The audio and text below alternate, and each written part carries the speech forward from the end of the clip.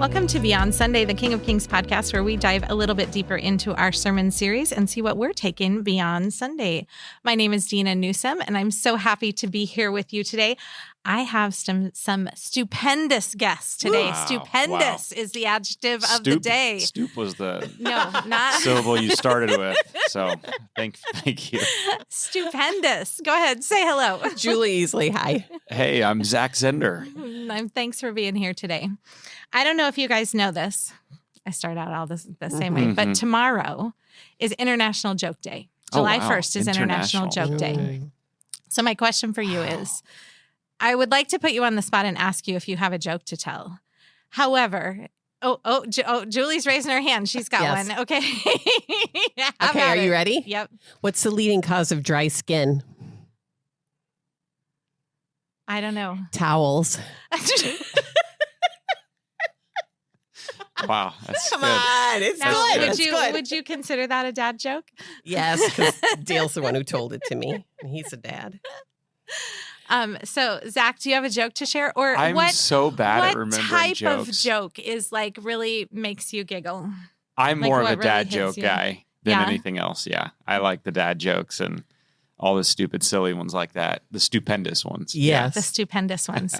Okay, I have a Jesus joke for you. Oh, All right. Nice. What is Jesus' favorite set of dishes? Chinese. Chinese. China. Oh. I don't know. Fine I don't China. know. Parables. Oh. Pair of bowls. That's Parables. cute. That's Ah. cute. Not Dun-dun-dun. bad. I heard it on the radio. Wow. That's good. Good for you. There was a joke contest on one of the radio stations, and some girl, I think, made it up. I think her and her dad made it up. Oh, and good for submitted her. it. So, yeah, I thought it was funny. It That's took me a cute. minute to get it. Yeah, me too. That's great. Wow. So, on the day this drops, it's International Joke So Day. international friends. joke, does that mean Yeah. that you have to tell an international joke, or is it just it's an international? It's just recognized on an international scale. So like France would Yeah. be in on this Yeah. tomorrow. Yeah. Wow. Okay. Yeah. That's big. Germany, Yeah. maybe Yeah. Japan. I'm just, it's all over, Nice. It's so funny to me when I look up what's international and what's national. And I'm just wondering, like, is it just one extra hoop you have to jump through? There's an extra form you fill out to be an international day how do you get that? recognized. Yeah. I don't know what the process is. Please don't tell an international joke or we're going to get canceled somehow. I just know it. I got a great one about Russians. I know, right? It's like, Wait, let me ask AI really quick. Dun-dun-dun. Segue. Yeah. All right. So we are in our Guardrails series, and this week was week 5, and Pastor Seth Flick was preaching this week, and he was talking about AI, artificial intelligence. So what are you taking beyond Sunday from this week's message? I really liked his just kind of comparing the golden calf and kind of the golden screen in our lives and about that guy Bezalel who created something made out of gold that actually helped to honor the Lord instead of replace the Lord. So I just thought that was really great, interesting. Yeah. Super practical message. So I'm really happy that people got to hear it and that I got to hear it. I think probably the thing that was convicting for me, because I'm in this world where I enjoy using AI because of how efficient it can make me in certain areas that are areas that I would say I'm not as gifted in. And so if it can help me in some of those and be more efficient, that's great. The question he had that was convicting and challenging, and I'm taking beyond Sunday, is if, you're using all these tools for saving time and efficiency, what are you using those extra hours for?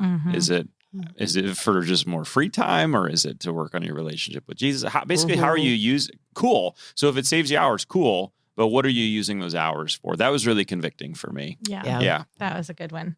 I really liked how he talked about this is a hard issue, not a tech issue. I think it's very easy to blame the tech in a lot of things, but AI being one of them, that this is a tech issue. We need to do something about the technology. It's not. It's a people issue. Yeah, it's a hard issue. And like I just liked bringing that back to it really is. It's we control the tech. The tech does not control us. And so, how are we attacking that? That's good. Okay, so my startup question for you is, how do you currently use AI in your daily life, or how do your kids use it? Yeah, I use it pretty regularly, probably several times a day. I think for me, I use it in different capacities. Sometimes, it's as simple as, and my wife would be in this camp too, of like, hey, we've got these ingredients in the kitchen. We're not sure what to make. That's clever. Give me a recipe. Yeah. Or, hey, we're traveling to this particular city for my son's golf tournament. What can we do in the city? Plan an itinerary for a 2-3 day, whatever. So it's helpful in those things. I think from the work perspective, as a preacher, I tend to use it primarily after I've done what I feel like is the good hard work, and use it more as a tool that helps me shape. It's almost it's not almost, it's instant feedback, and so I like going back and forth with usually Chat GPT for probably more than an hour after I feel like I've already got my sermon to a pretty good place. And I'll do the same prompts that I do every time now. Is essentially I have it rate my sermon on a 1 to 5 scale using the Goodreads scale. I always put that one in just so it's the same baseline, and it'll rate it. And of course, ChatGPT is always super nice. Yeah. And so sometimes I got to tell it, hey, it's not that good yet. Does it ever come back and say, this really stinks, Zach? This needs a lot of help. If it's negative, it'll be like, well, in comparison to these 5, it's not, so, but I appreciate it. And I usually try to get that ranking up. And so we'll do several iterations with it. It might be, hey, you can tighten this illustration here. This didn't land. This could use something here. And I think that's valuable feedback. For me, that's not the only feedback I get. So typically I'll do that before I bring my messages to the teaching team and get other humans to talk about it too, because they'll see things that AI doesn't see. And so I tend to use it in that capacity. I also have a couple other prompts that I put in. I especially want to know, like, how will people feel as I'm preaching it? And it does a really good job. And there's certain times where I'll ask it, what are 2 or 3 important body language or tone or just something visual, perhaps, that might help this sermon to land. And don't take all the feedback, but every now and then there's something that's really good. And I'm like, I'm really helpful that I did that. Yeah. And I just remember one sermon in particular, it was really heavy on the law. And sometimes sermons need to be that way before you kind of give them the beautiful good news of Jesus. But it really, like, said, this is a lot. And so if you're going to do this, you should probably say something like, this is going to feel heavy and it's going to feel like a lot, and just kind of warn them up front so that they know. And I think looking back, I actually had feedback. A couple of people said, that was really good that you said that. You know what I mean? So yeah. I tend to use it as something that hopefully it can respond to and make what I've already done that much better. And so anyway, those are some of the uses that I use it for. You don't use it to write your sermon on the spot, like, Seth? No, I've done it once or twice just to see what it spits out. And it's crazy how good it is, like how decent it is. But there's a certain tone that AI has, and pretty soon everything's going to sound the same. And so I really try hard to not do that and to use it more as a tool to help afterwards, primarily. If I'm stuck or like there's, I just have been, then sure, I can ask, hey, I'm stuck here. Give me a few ideas. And that's great. Yeah. I don't mind doing that here and there, but it shouldn't take away the hard, deep work that humans need to do to get to a message that humans need to hear. That's good. We have an Alexa at home, and she tells me the weather a lot because I ask her for the weather a lot. She also turns out all of the lights for me. So I feel kind of like a big deal when I'm like, Alexa, shut off the living room, and boom, everything just turns off. So that's kind of nice. I'm thankful for AI navigation helps. I cannot find my way out of a paper bag. I don't know how I would have gotten anywhere 50 years ago. Maybe I would have had to develop those skills, but I don't have to. So I'm super grateful for that. Grammarly tells me that I really miss using commas a lot. So I have to work on that, but she likes typically she likes the tone I use when I'm sending out emails. So that's good to know. Work projects. So I'm just going to use this for an example. So right now I'm kind of the overseeing Next Gen for King of Kings. And I needed to write like 8 volunteer job descriptions. And if it was just me doing it, it probably would have taken me like hours and hours. And I just asked her to write them and they were amazing. And I knocked like 8 of them out in an hour. But here's the thing. Okay, so there's two things. Alexa the other day asked me, who's this talking to me? It's like completely wigged out. I just went totally silent. I'm like, I don't want to tell you who I am. Bob, it's Bob. Right? And then after she created all those job descriptions for me, I was so grateful. I actually typed thanks into the prompt thing. And she was like, I had a blast working on this with you. And I was like, thanks. And I thought, I don't know. Why is this great and weird at the same time? I don't know. I don't even know why I felt compelled to thank it, but I was grateful. It's tricky. It's slippery. Mm-hmm. Okay. How about you, Dina? You want to know something really funny about thanking machines? So the McDonald's near our house has an AI that takes your order. And I always say thank you after it gives you the total. Mostly out of habit, it started.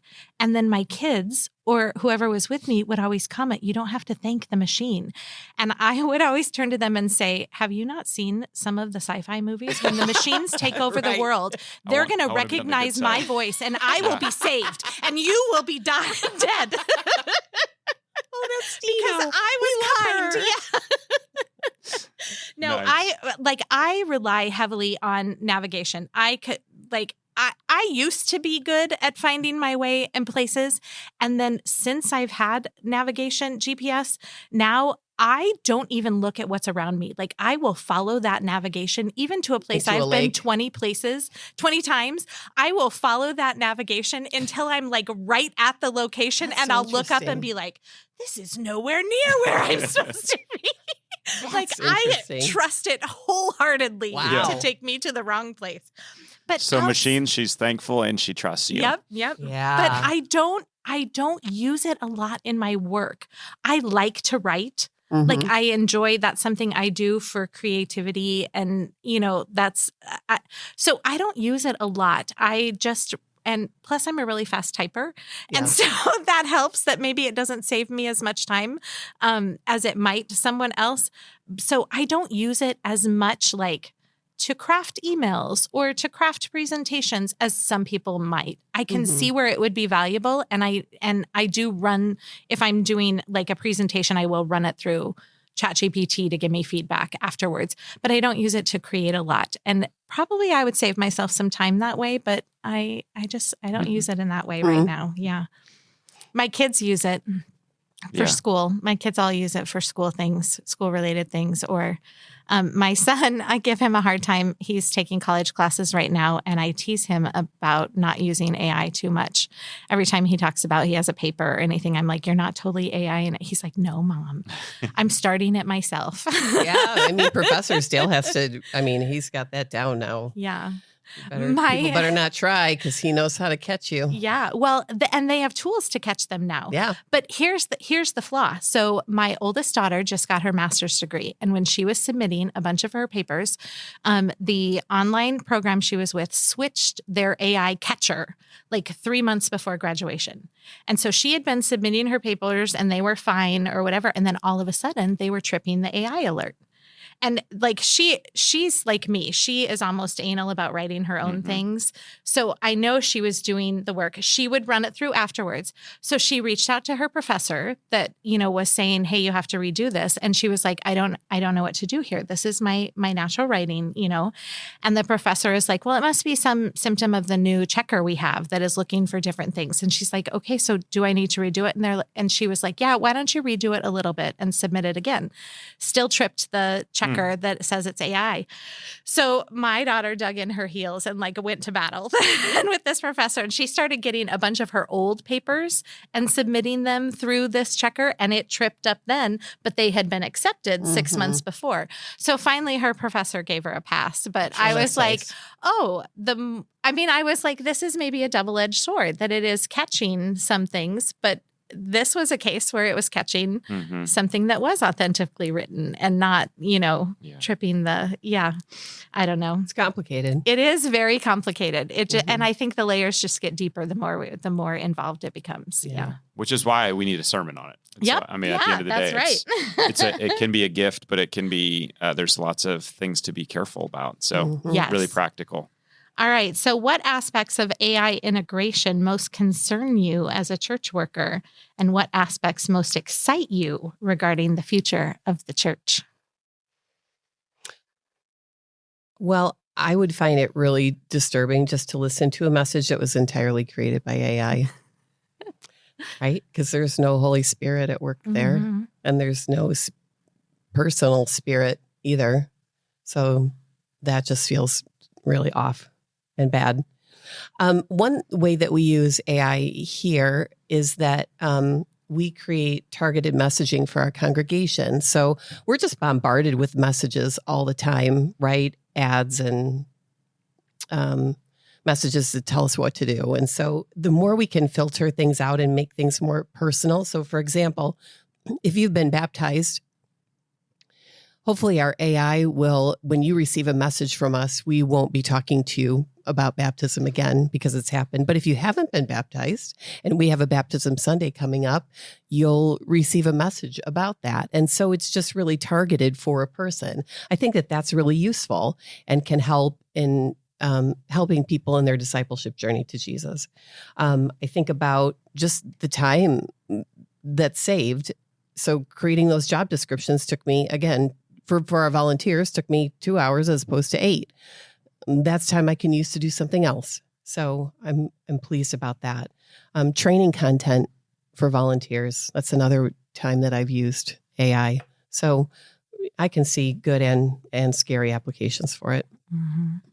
Yeah, same. And I think that we should recognize either side of that. And so what aspects concern me as a church worker? I would say probably just the overarching ease of which AI exists in our world.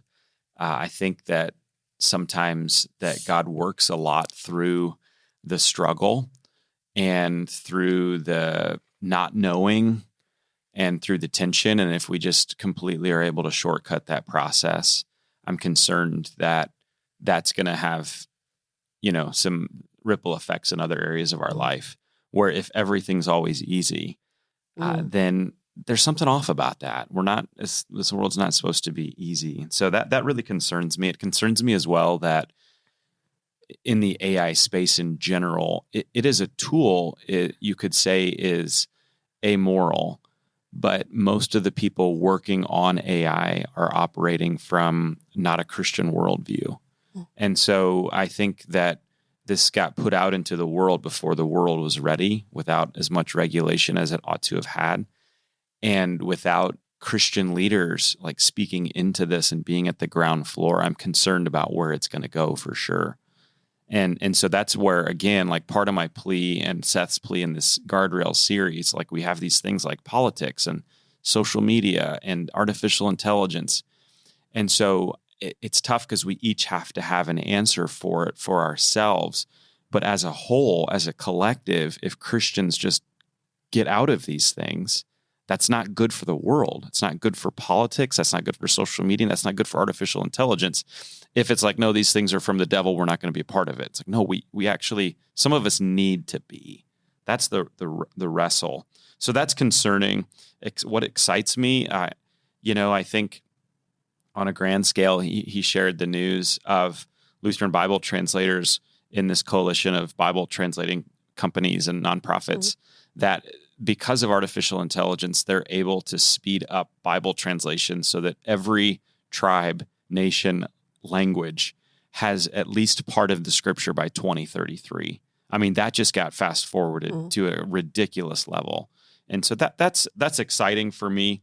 And it also is exciting. Like, I mentioned the struggle earlier, this is the tension, but it also is really nice for instant feedback.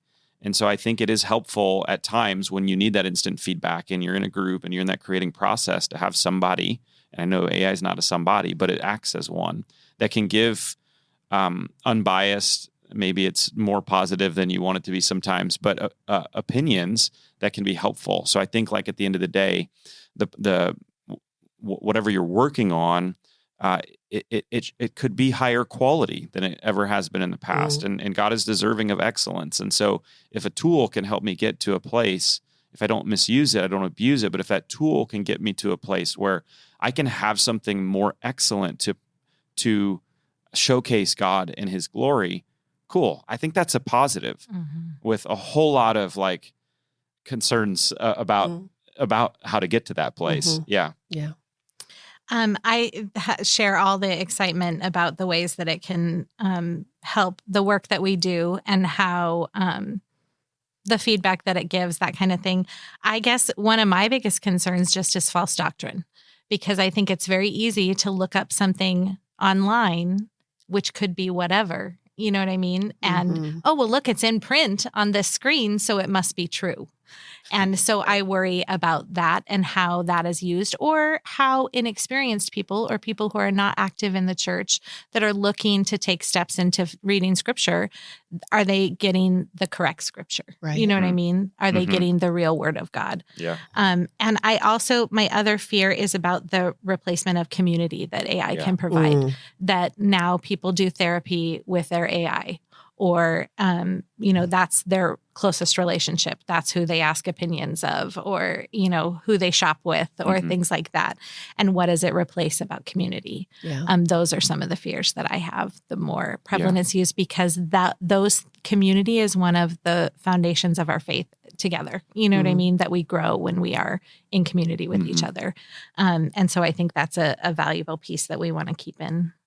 Yeah, and that's going to be one that we'll have to watch too. I do think that is somewhat of a generational thing, that younger generations are using it more and more for companionship. And it's like, again, part of that, like, no, relationships ought to have some conflict and some struggle. Some friction. And AI just doesn't give you that. It gives you exactly what you want. And so if it does, and that's where you tend to go, it's going to, end results collectively are going to be, we're going to be in relationships, and once something hard comes, we're going to exit out of those. We're going to struggle to forgive. We're going to hold bitterness. Like, those are the long-term effects of trading real companionship for a tool. Yeah. And so that is 100% concerning. If you are newer to the podcast or to King of Kings, we did a sermon series at the start of this year called Not Alone. I can't remember now if it was January or February, but if you look back, that is some good material about community and relationships if you haven't seen it yet.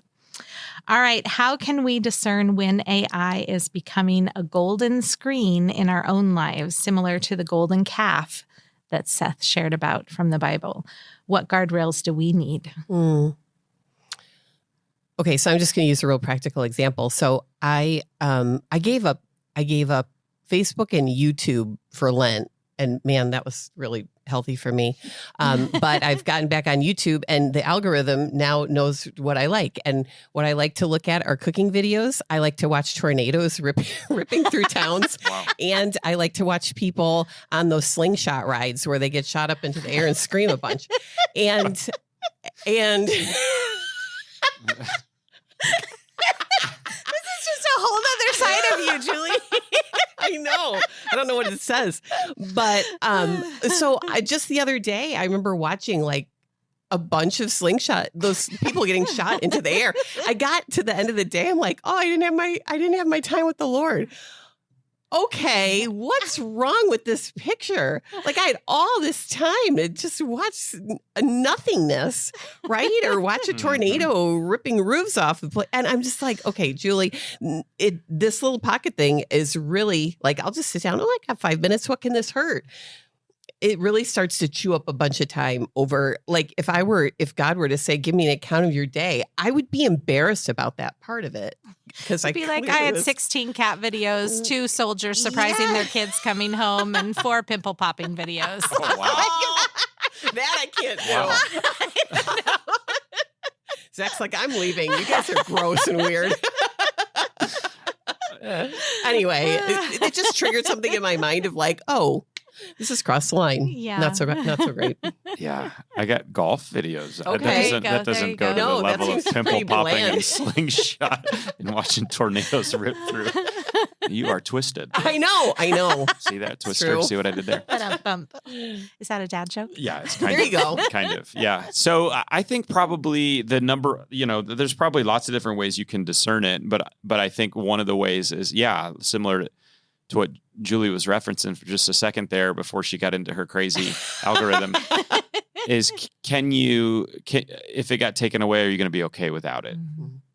And so regularly putting periods of time in where you're placing these tools aside and putting them in their proper place. I think that's probably one of the best things you can do to like physically know. But I think also, you asked the question of discernment. I think that's an inside thing. Like someone probably knows especially if they're a follower of Christ, they probably know like if this has gone too far or not. They probably know if they looked at their screen time and if they haven't been in relationship with Jesus, like they can probably see that pretty plainly. But I would say, a great test would be how can you spend a day without it this upcoming week? Can you, get off of that tool or that device for a week of a month, maybe? I don't know. So whatever that looks like for people, I know sometimes that's not always practical with jobs and things like that sometimes depend on these new things. But I can remember, 10 years ago, maybe, people that would fast from social media during Lent. And I didn't really understand it. I was like, I knew a lot of people that fasted from sugar or fasted, and they were trying to launch a diet. And so this was their way of really holding themselves accountable and hopefully making a life change. And I didn't really understand, well, why fast from social media if you're just going to intend to get on it again after these 40 days?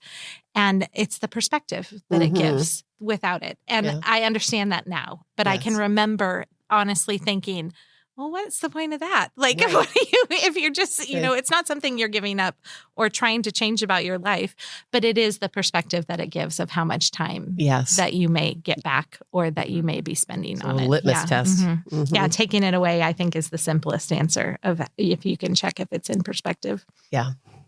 What are some practical ways that we can use AI to help spread the gospel while ensuring that it doesn't replace our reliance on God?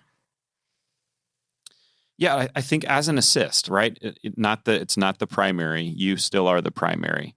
And AI cannot save somebody. That was really clear in what Seth said in his message. Like, if you type into AI, hey, I made this mistake. Can you forgive me of my sins? No, it can't. So again, these are with assist, practical ways AI. It's a really great research tool. It's a really great study tool. It's a really great, if you want to read commentaries on certain things. Sometimes I get emails from people in church or that are connected to me, and they'll say, hey, and the email will be like, hey, what's the verse that says this, this, and this? And so what do? I will put it into AI.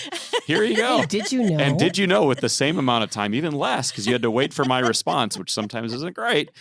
You could have typed that into Google or ChatGPT and figured out that answer. But so it's just a really great study use as an assistant that I think let's use that. Why wouldn't we use that? And so that would be one thing I would say.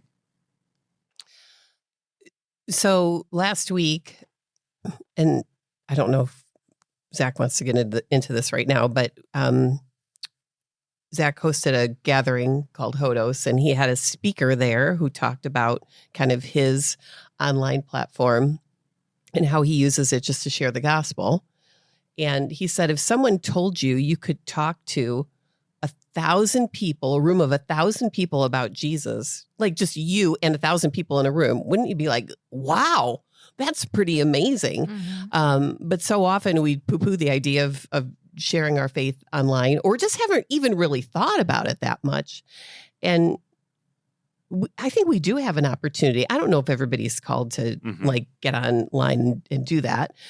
But I mean, I think about my social media platforms and how I'm using those. And am I pointing people to Jesus? And what's my tone when I'm getting on those social media platforms? And is that, is it kind of, I know we overuse this word, but is it is it a winsome presence? Is it an attractive presence that people are like, oh, I want to hear more from this person about Christ?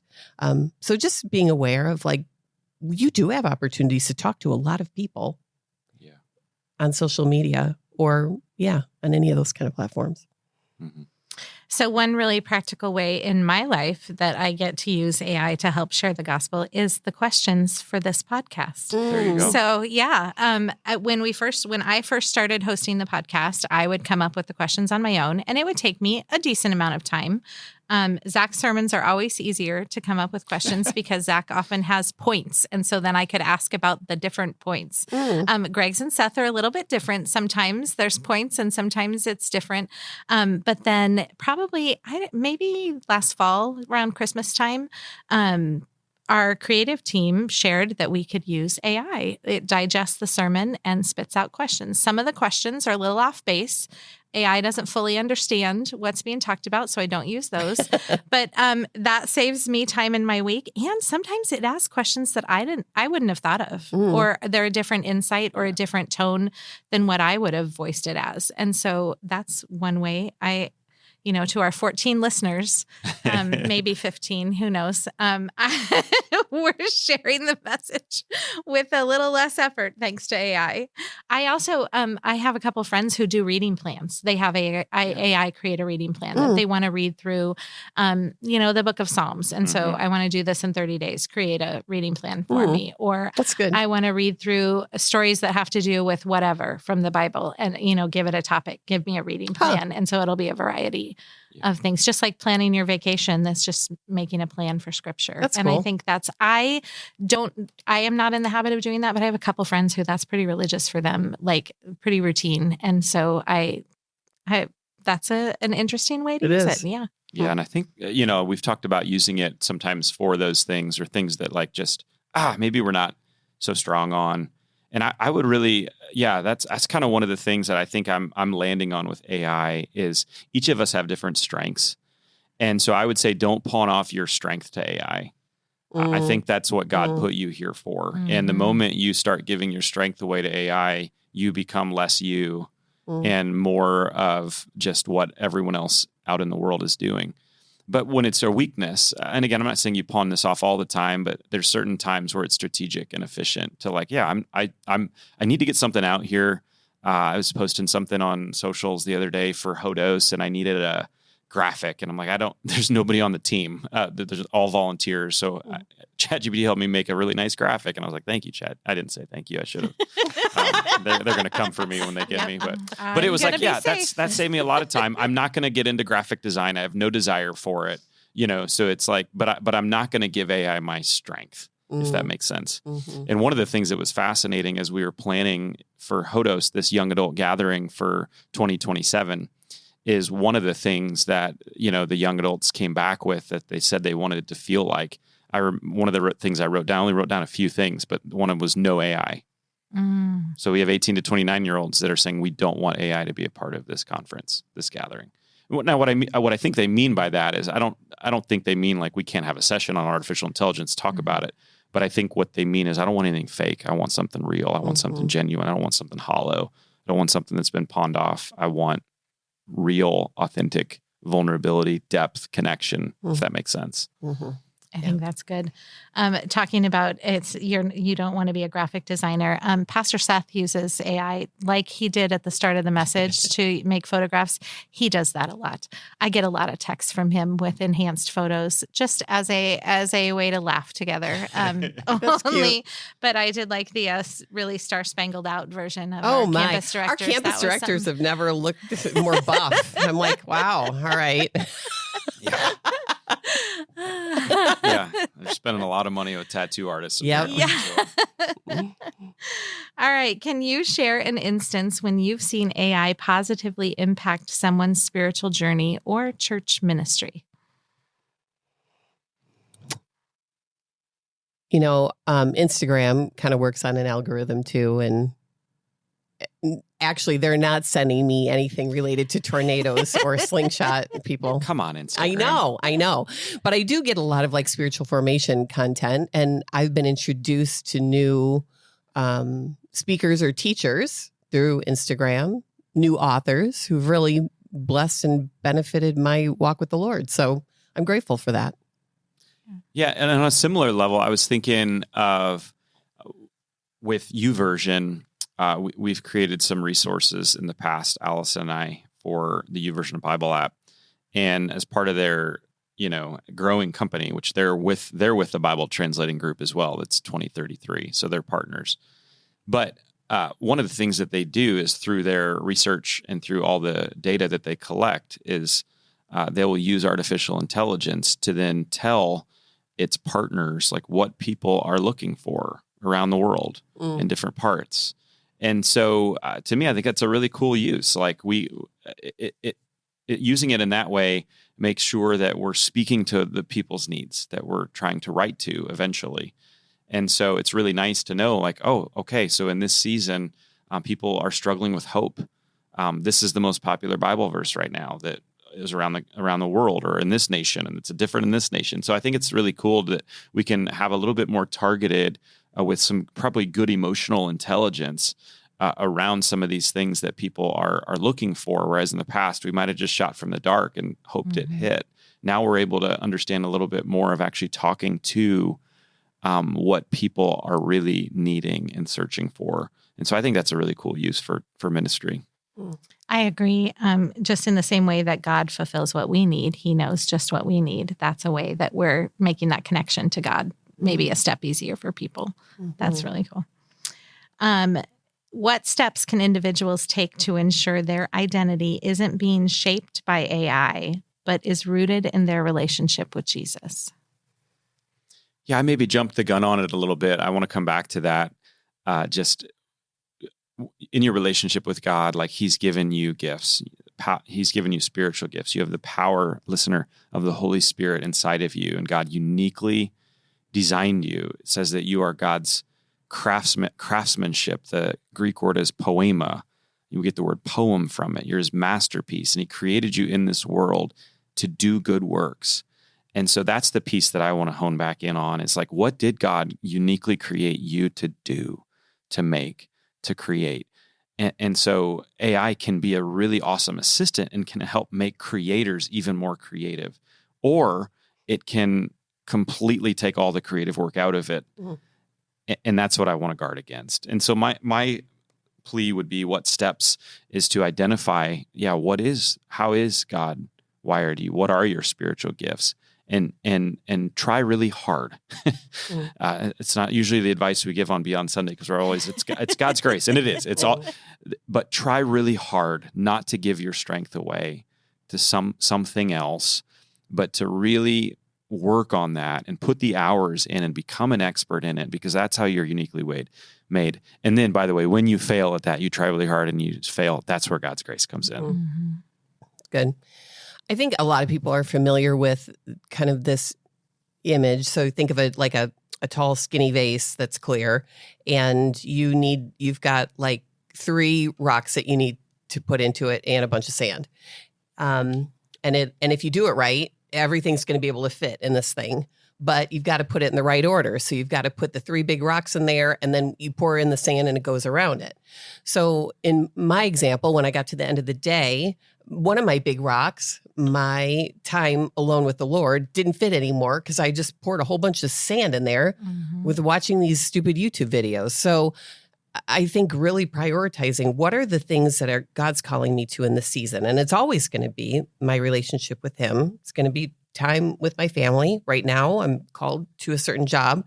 So that's going to fit in there too. And then if there's time for a little bit of sand after that, so be it. But let's put these things in the right order. When you get it it's easy to get it out of order when that phone is in your hand all the time. So I really liked, Seth gave us 4 questions to kind of ask that kind of answer this. And so number 1, am I hiding behind something artificial? Like to ask that. Number 2, am I escaping the patient pressure of formation? And I really like how he talked about that patient pressure, which is just time. that's where I think we live in a world of instant gratification anymore. And some things just cannot happen instantly. And so we have forgotten patience. And so I think that is a valuable piece of the puzzle. Am I trusting this too much is number 3. And number 4 is the time I have gained back by using this, if I choose to, allowing me to become more like Jesus. And I really liked those questions. That was a good, I feel, guideline. But something else, Zach, that you said, talking about being uniquely made and discovering how God wired you and your spiritual gifts.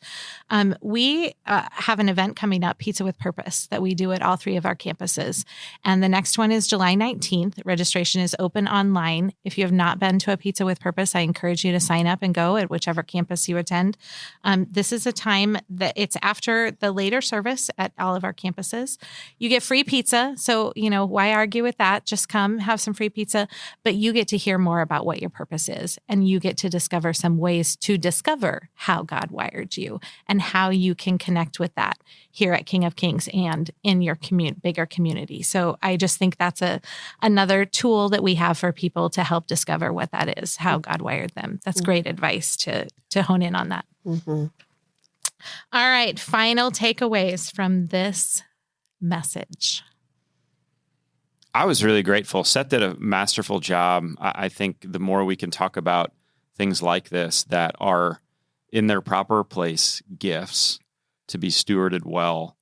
I really love this message and this series. Being able to be a part of it and even study deeper really made me question, some of the choices and decisions that I've made with some of these potential gifts that can become potential pitfalls. And so I think good reminders of let's stay within the guardrails. And the beautiful thing about our faith is when we go over one on either side is there is grace from Jesus to come back and start all over again and be and steward these tools in a better way. And so I was really super grateful for his message. I think I've just been, I felt encouraged to fight for the real.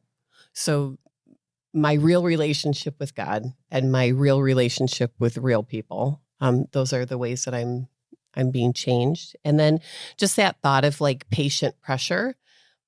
I heard once that every thought that you have puts a little groove in your brain. And the more you think about those things, the deeper the groove becomes. And so when I am immersing myself in the Word of God, I'm creating a biblical groove in my brain. And when I'm watching, just taking in a bunch of content, that's not, it's just so diffuse and it's not necessarily worthwhile.